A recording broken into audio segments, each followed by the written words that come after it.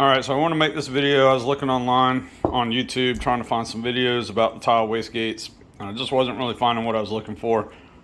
I know the information, but I just want to see what they had just for education of others.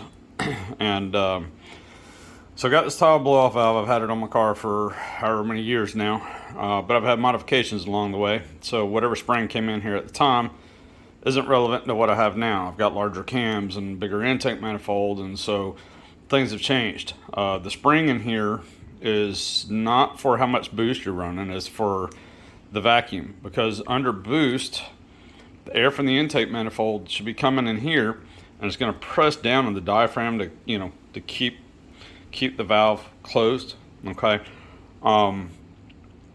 Under vacuum, when you let off the throttle and it starts sucking on this, that's how easily you want this to open. Okay, so they've got the chart there to tell you how much of a spring you need to be using dependent on the spring pressure. So I've got another spring, should be here a little bit later today. I figured I'd go ahead and pull it off. Obviously you can see a few scratches on it, so it's been through it. Anyway, I'm gonna go ahead and take this off.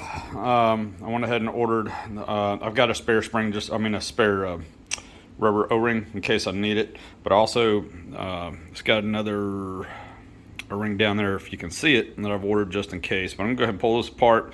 I can't even remember what color spring I have because it's been so long since I've ordered it. But let me go ahead and get it taken apart, wait for my other spring and the other O-ring for my piston to come in today, and we'll take a look. And what I want to add to this video is not only taking it apart, showing what you're supposed to have in it.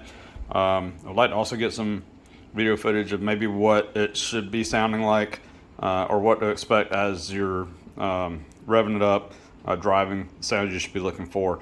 Mine wasn't making any noise. I could rev it, let off, wouldn't hear nothing, so I know my spring isn't right. So I started looking at my vacuum. It was around 10 inches of vacuum on it, and I think the spring is a whole lot heavier than that, so it's just not opening it up as it should. So let me go ahead and get this pulled apart. We'll take the spring out and go from there and show you all what we're dealing with. Alright, so I went ahead and got the top off. Not difficult to do. This isn't like a wastegate spring where you might want a vise or something where the top is going to pop off with a bunch of spring pressure. I would recommend when you're getting it off, if you didn't already know already, at least get your hand on it. I mean, unless you're a total freaking idiot, you're not gonna pipe yourself in the face. Just have your hand on it, just hold it down some. With the spring pressure I had, it wasn't bad in that regard. I'll get that back off.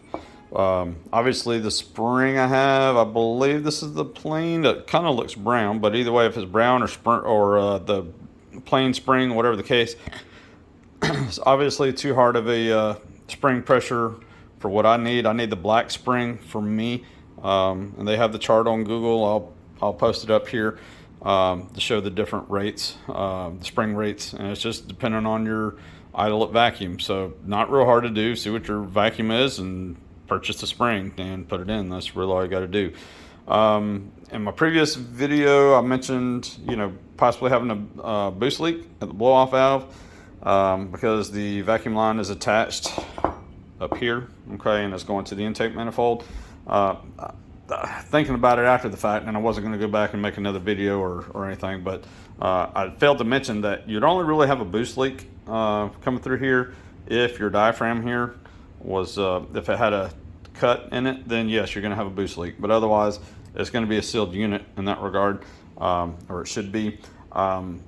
I believe you could probably pull the diaphragm up here. Mine is looking good. I went all the way around. I also pulled it up.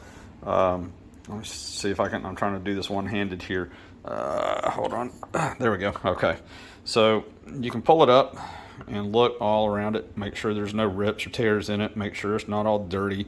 You want to inspect the piston that's going in it. If you can see it there, if you can focus it in, you see the O-ring. Mine's good, so I don't really need it. I probably didn't have to order it, but I did anyway, just to be on the safe side. I'd rather go ahead and have it versus wasting time when I could have my car running. And it's a nice little recessed groove down here. It's going to sit down in there nicely. You want to make sure you don't have a bunch of dirt down in there. It's going to prevent it from sealing up. But other than that, it's good. Everything looks good, so I'm just going to push that back down in there. And you want to make sure it's going in and out freely. If it's sticking or something, you don't want that being an issue. So maybe have to put a little grease or something around the O-ring. Maybe thin drop of oil. I hear there's a grease or something you can put on the O-ring. I don't know what it would be. I wouldn't want a whole lot of anything on there because you don't want dirt attracting to that O-ring, because that might be that is your seal there. So you're trying to close it up when it releases. So, but anyway, all you're gonna be doing, getting the new spring, which I'm waiting for mine in the mail. I haven't gotten it yet. Put that on there, back like so, press it down, put the screws back in it, good to go. Just make sure you don't pinch your diaphragm and screw it up, then you're having to buy a diaphragm. I'm assuming this may pull up. I don't know if it's glued or what, but I'm not taking the risk, being that mine's good. I don't want to take the chance of screwing it up and then my car be down longer. So, but anywho, I'm waiting for my spring. I'll throw that back in there. I want to get it and install it back in the car, and we'll see how it works out. I haven't heard it in a while because of my modifications and having the wrong spring in there, so I'm dying to hear my blow-off valve again. I remember I loved the sound when I could hear it, but it's come a long way. So anyway, we'll continue. I'm just waiting on my spring. All right, so I just got my spring in. It says black. It doesn't look black, so I think what they did, you can see a little bit of black paint on it here and there. That's probably the best view where you can see some black on it. If I hadn't seen that, I'd be wondering what the heck they were sending me, because that definitely doesn't look black. But anyway, that's a shorter spring compared to what they have there. So sure it's a lot lighter. But anyway, I'll put that back in. We'll go from there. So I'm about to go throw it on the car. One other thing I was thinking of is that O-ring here just sits in here like so. I like to put some slight film of oil or silicone lubricant, something like that, because when I put it on there, if I got to twist this around or if it gets pinched in there, I want it to be able to slide. Don't want it being stationary and get pinched, so then possibly either ruin the O-ring or have a boost leak. So that's just one thing I do as well. So getting my butt out there and installing it now. So. All right, so knocking this out at night, I want to go ahead and get my boost leak part done. For anybody who didn't watch my boost leak test video, I had a busted air hose last time, so I got a brand new one. Just got a cheap Harbor Freight one. We'll get the job done. So I've already got my compressor filled up. Before I start that, I'll go ahead and take some of my soapy water, spray around. Got my air compressor going off. Let me go ahead and turn that off. All right, so as I was saying, I'll go ahead and put some air in this sucker. And I got my compressor off.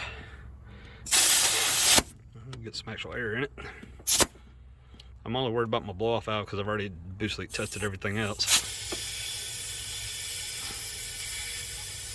I don't think I've got my air hose on there the best, but as long as I'm getting it on up there. I got about 15 psi there. Looking for any air leaks over here. Yeah, it's going fairly slow as far as leaking down. And I might be good. Oops, sorry. Totally probably not even on camera. But anyway, sorry, I'm doing this at night, so it's a little difficult, but not seeing any air leaks in there at all. Looking pretty good. Let's see where we're at on the gauge. Looking down fairly slow.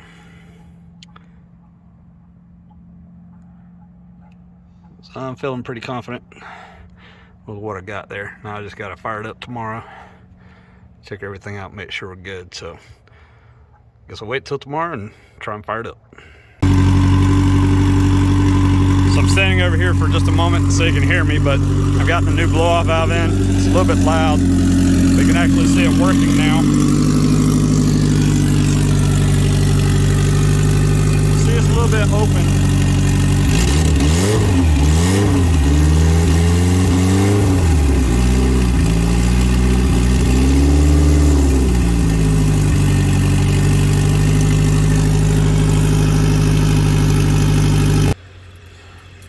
All right, so now that my car is off, I can actually hear without my exhaust being all in my ear.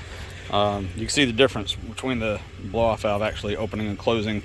Can't really hear my blow-off valve right now because probably it's at idle and my car is pretty loud, so I probably have to get some boost actually built up, but you can actually see it moving. I'm not going to hear any blow-off here at idle regardless because my car is so loud and I just don't have enough pressure in there, but that's basically how it should be working. Just so that you're aware, and everyone can see the difference. The difference between this before what it was doing, the blow-off valve wasn't moving at all. It would stay shut, no noise whatsoever, even when I let off the throttle. Even with about 40-45 pounds of boost, it wasn't doing anything. So just not enough vacuum to open it up because the spring was too hard and pushing it down, keeping it closed. So. But anyway, I hope that helps some of y'all understand the function of it and how it works. So I'm going to end this here. I will say I've got my blow-off valve that's working correctly. I can hear it inside the vehicle. Try to make some runs. I'll try to see if I can post up a video, but you'll see.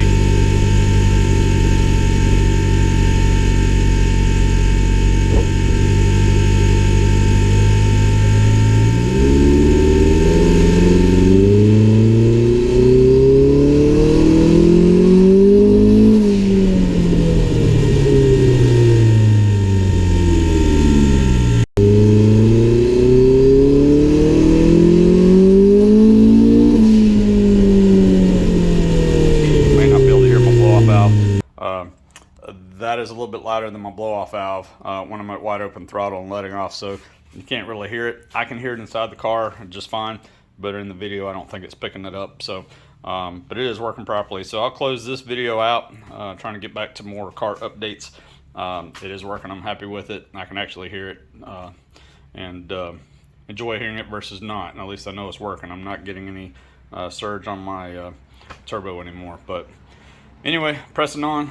That's the end of this one. Hope that helps explain a little bit as far as how the blow-off valve works a little bit, and the operation and construction and so on. So y'all have a good one.